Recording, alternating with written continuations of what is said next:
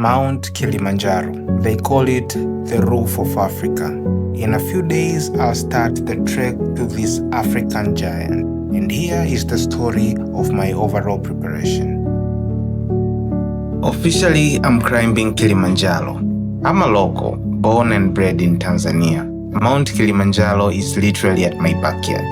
Now this comes with the perks. I don't have to deal with international flights, I don't have to deal with customs.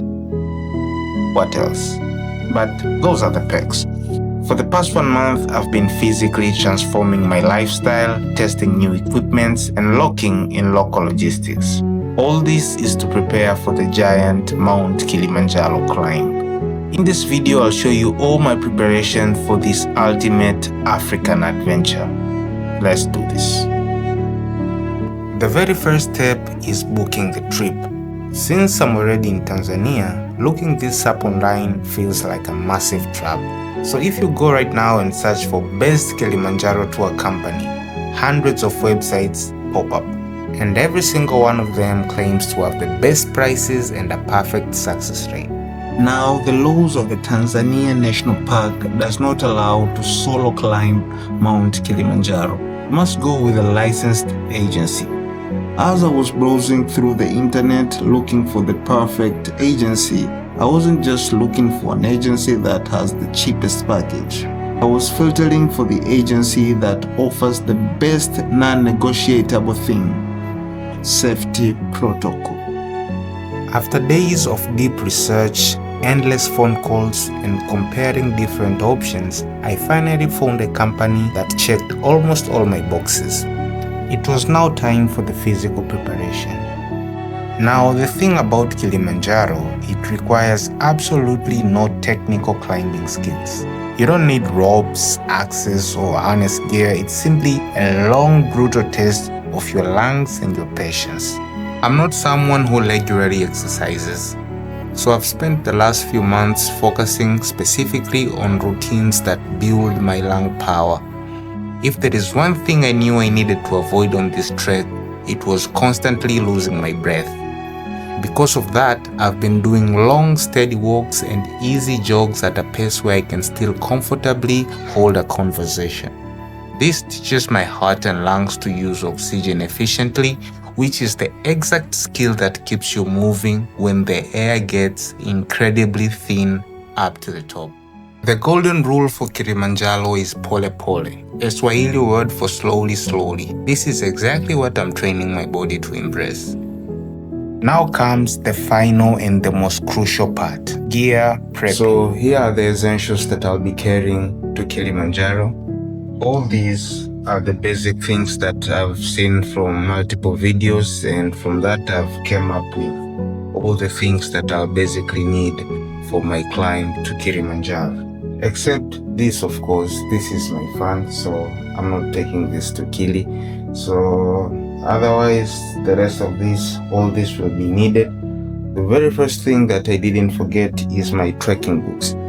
These are very important. I had to pick this first, so I have this pair of old trekking boots that I basically use for my everyday adventures. So these will be with me to Kili. With me, I have thick gloves. These will be very essential on the summit days. They are pretty thick. I got them from a local market, just like the very others. I've got a very thick jacket. It will be very important. As you may know, it gets up to -20 up at the Uhuru Peak, so this will come in handy surely. I also have a hoodie. This is an extra layer of protection against cold, so it starts this, then followed by this. And I'll also have another jacket. I have another jacket that I usually use for my rides. I'll also bring that with me. But from all this, I have a full body raincoat. It's June and it's almost the end of the rainy season, so we may expect some little rain here and there, so I'm pretty sure this will come into handy. Apart from that, I have the turtleneck for cold. Also, I've got the sun hat. This will be very useful on the alpine region of the mountain. And I've got myself some pair of sunglasses. As you may know, these are also very important, particularly when you're at the summit.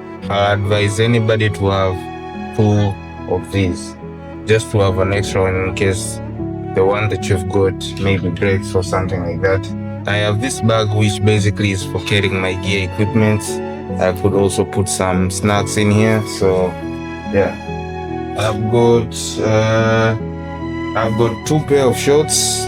On the first stage of the climb, I'll be wearing shorts, so I've got 2 pairs of them.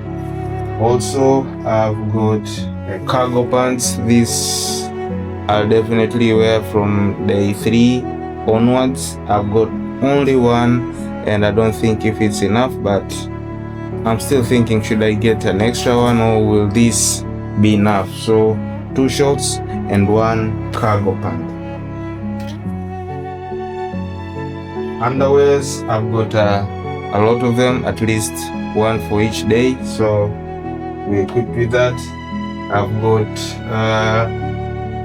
5 pair of t-shirts. It's a 7-day climb. I'll have 5, so I think this will be just enough and essential. Apart from that, I have a waterproof bag to carry all of this. So these all will fit exactly into this waterproof bag, but I also have a waterproof cover just to be extra safe. I've got a waterproof cover for a bag that is waterproof. And this is pretty much all the essentials that I'll be carrying to the climb of Kilimanjaro. I also have to get a sleeping bag, which so far I believe you can rent when you reach Moshi. So to sum it up, this is all that I'll be carrying to the summit of Kilimanjaro. The preparation phase is finally over. The next time I turn this camera on will be on the gates of Kilimanjaro. See you then.